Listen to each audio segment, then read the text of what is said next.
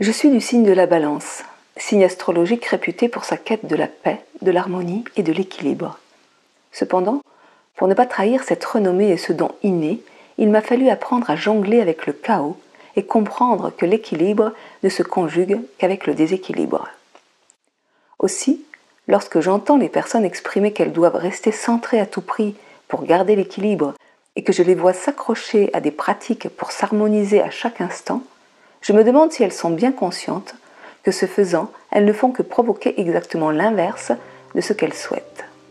Car en effet, le déséquilibre intervient pour nous informer qu'un changement, une mutation, une métamorphose sont requis pour permettre à l'équilibre d'advenir à nouveau. Or, lorsque nous cherchons à maîtriser et à maintenir l'équilibre et l'harmonie à tout prix, nous empêchons ce changement de se produire et nous accentuons le déséquilibre et donc le mal-être. Le changement ne peut se produire qu'au sein du désordre et du chaos. De même, le désordre et le chaos sont des indicateurs de changement et des opportunités de changement. Et c'est seulement parce que nous acceptons inconditionnellement cet état de crise et de turbulence que nous permettons les mutations nécessaires et donc l'avènement d'un nouvel équilibre. Il n'y a qu'à observer la nature pour comprendre cette loi de la vie et du vivant. Allons-nous combattre le vent qui fait tomber les feuilles des arbres en automne?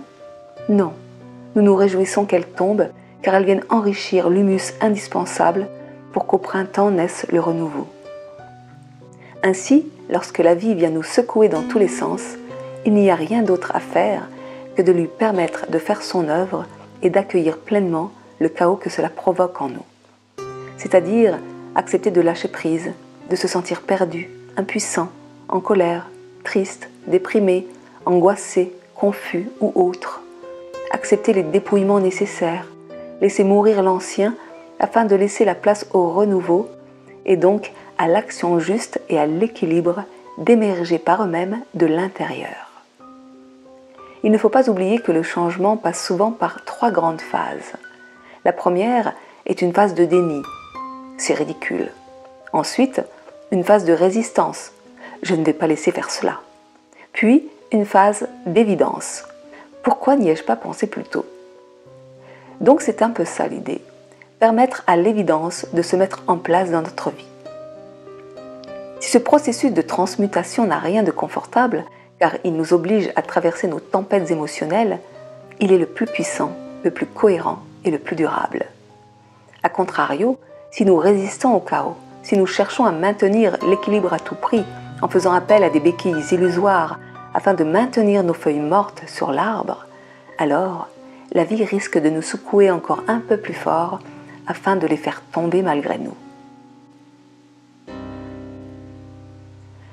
Pour illustrer mon propos, j'avais envie de vous raconter un petit conte issu du livre de Henri Gougaud, Le dormeur et le cavalier. Le désert, l'ombre d'une dune, un homme est là qui fait la sieste. Il dort, la tête sur son bras, paix infinie, feu du soleil.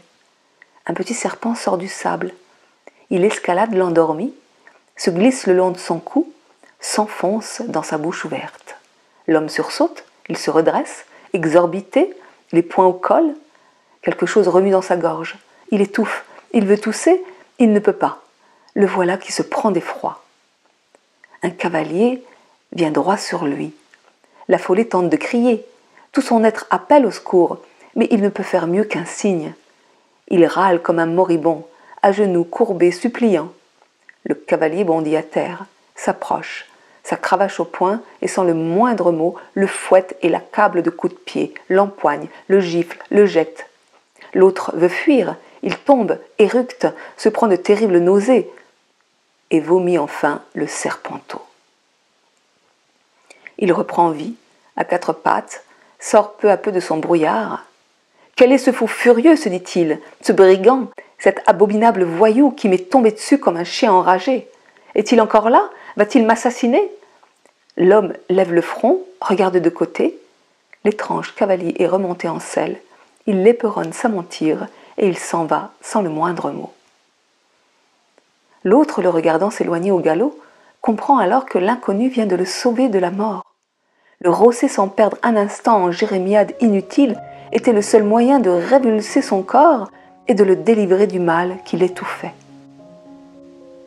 On dit que les démons singent parfois les anges. L'inverse est aussi vrai, plus souvent qu'on ne croit. Tout cela pour en venir aux énergies de la nouvelle lune qui se déroule ce mois-ci en Balance, énergie d'équilibre, qui est en conjonction avec Mars, énergie d'action et de désir, et Mercure, énergie de communication, lui-même en carré à Pluton en Capricorne, énergie de chaos.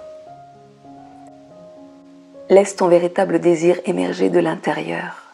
Permets à ton guerrier, ton cavalier d'épée, de faire son œuvre afin d'exprimer et libérer les émotions qui t'étouffent et permettre ainsi à l'équilibre et l'harmonie de s'installer dans ta vie.